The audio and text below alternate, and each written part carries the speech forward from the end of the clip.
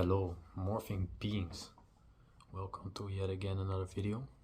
I just came back from Heidelberg in Germany and I had a dissection course. Really cool, really interesting. Learned a lot.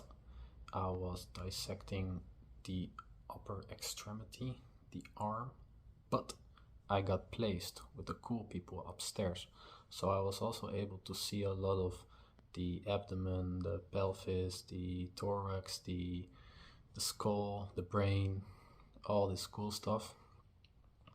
I got some insights and I wanted to share this with you, a few of these at least, because I think they're quite relatable to our movement practice and the way we morph and be.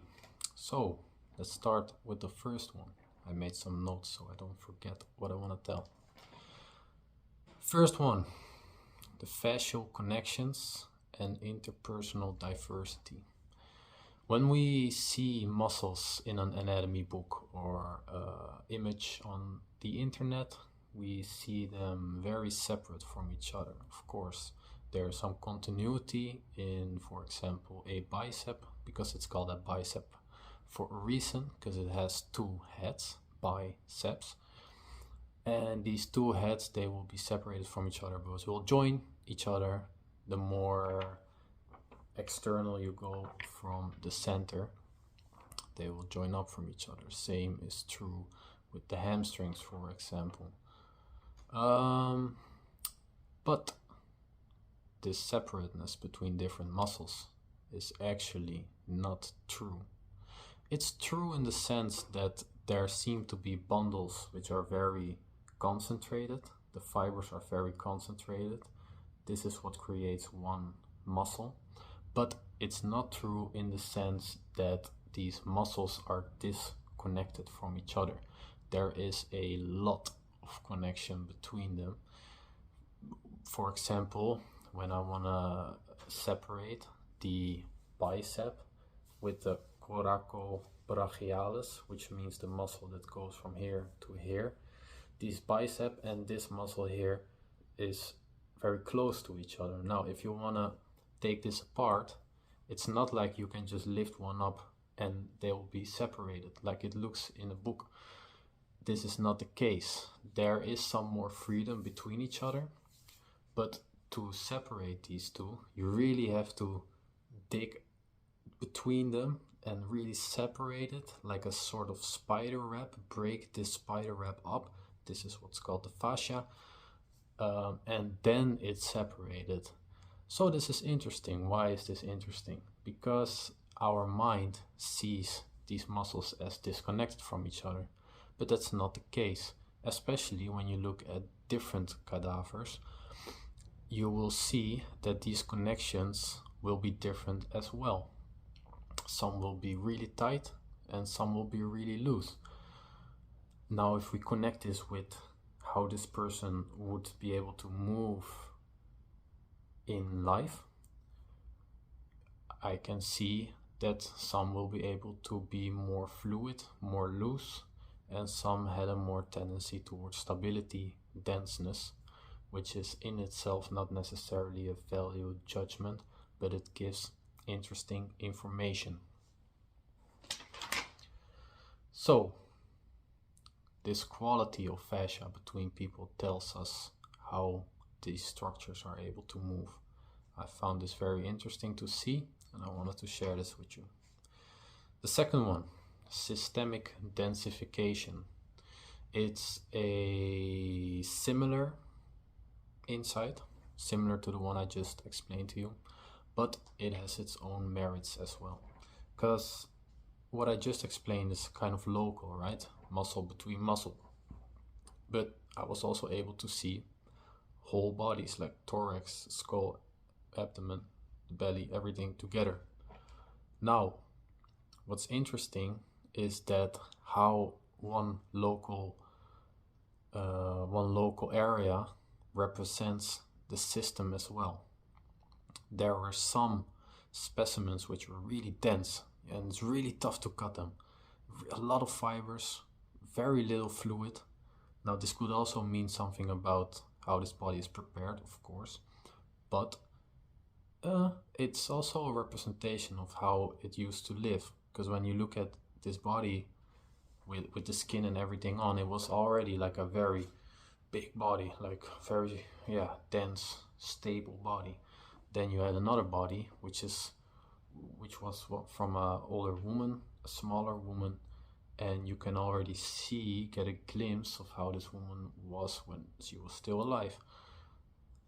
More mobile, more free, and the tissue represented this as well. You can look at a previous video of mine which talks about this. Forgot the title, but it's something about how our body represents itself. So this is interesting. This denseness tells us about how tissue is able to exchange information through the fluid. How is it able to exchange information through this fluid? Can it exchange this information well or not? As an osteopath, this is what we work with.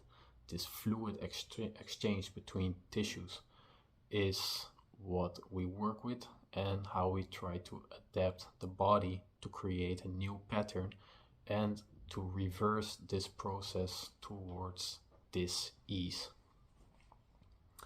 Now, my third insight, the importance of movability in every aspect. I already talked a bit about the fascia and these muscles which are connected to each other, and how this is also different in different people. Now, there are actually spots between muscles, spots which are actually very dense. Usually there's also an artery and a nerve and a vein and probably also lymph, but this is already destroyed. These pass through here as well, and this is always different in every specimen. There was not one specimen where I found the same spot in the same location. Now, it is interesting, if you know the term fulcrum, you know what is the consequence of tight spots. These tight spots will impose stability and will decrease movability. Now, this is connected to the whole of the fascia system, because the fascia system is one. Actually, the whole body is one. But this fascial system, these fibers are all connected. Now, let's say if it's able to glide like this, there is less stability, more movability. Now, let's say right here, there is a densification. For some reason, there is a densification. We try to move this, but it's not able to move as well anymore. Actually, when we try to move it, it starts to create a direction which it wants to go, because there is the way of ease, because the dense spot makes it so that it has to go in a certain direction. Now, these spots, you can ask yourself, is it necessary that they are there? Is it necessary that can they be worked with? Can it be dealt with? Is that even necessary? These are interesting questions. I don't have an answer right now, but it's something I observed and something I wanted to share, because when we try to move the muscles with each other, you can see the effect on the whole system these fulcrums, so to speak, have. My fourth insight is kind of a little bit of an intermezzo, because it was a practical demonstration by one of our teachers, Max Girardin. He demonstrated how the mind is the osteopath, not the hands. Of course, we work with the hands, that's true, but these hands are only tools which we use. Our mind is the way our tools represents how we work and how we think, how we perceive our surroundings. The body contains already everything. Now, the way it represents itself towards the therapist or towards people in general is the reaction it gives to the stimuli it receives. So it's an outside-inside communication. Let's say I start to scream at you right now, like this. What will this do? How will you react? You will react in a certain way. Now, what if I talk like this, a little bit more insecure, a little bit more in my mouth? You will also get a different feeling, right? So this body already contains every reaction or every action, but the part of how it represents itself towards a certain person is the way it reacts to the impulse. So we want to manipulate the cervical spine. We stand up, we have the neck in our hands, we go cuts. What kind of reaction will this give? Of course it's gonna tense up, you're gonna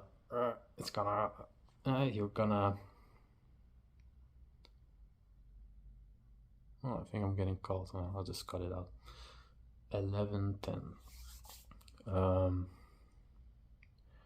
Of course it's gonna tense up. You'll be working with more of the ligamentous, the more of the structures which are more tense, right? Because this is the reaction the body gives. Now this demonstration by Max, thank you, he demonstrated that you don't have to manipulate this way. When you want to work with the fluids inside a joint, inside the matrix, you have this model in your head, your body channels this model. Now we are here, we have this neck, we move the neck around, where is restriction, tock, tock, tock, tock, tock. He did it just like that, and it's really effective. I felt it a few hours even after he manipulated me. It's no big effort. So the way we perceive our surroundings is the way our surroundings will react to us. Everything already contains everything. You just see it in a certain way. Now, on to my last but not least insight. Anatomy, which means cutting up. When we dissect, when we work with the anatomy, we are cutting up a body. When we cut something up, we have to discard as well. So we have to choose, what do we want to show? What do we want to be seen? This is very much like an art. In art, you are also always choosing, what do you want to be seen by people?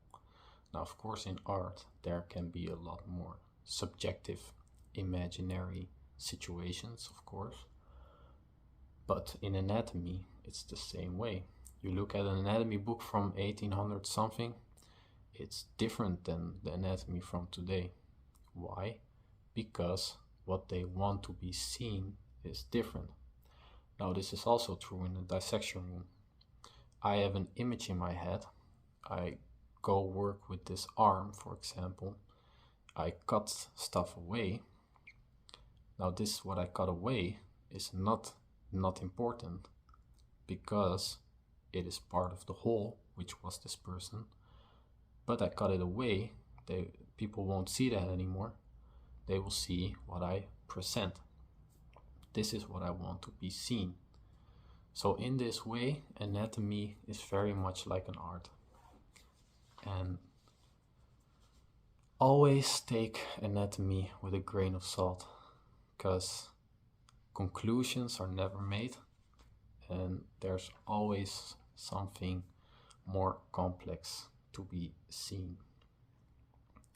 When we cut something up, we are creating a model which is based on reality, but it is not reality. So yeah, that was about it really. I had a good time. I'm really hectic at the moment. It's a lot of stuff happening. Really taking the time to figure out what I want to engage with, what I want to do. But this is part of being alive, right? We either morph or we die. And that's really about it. This is also something I work with daily.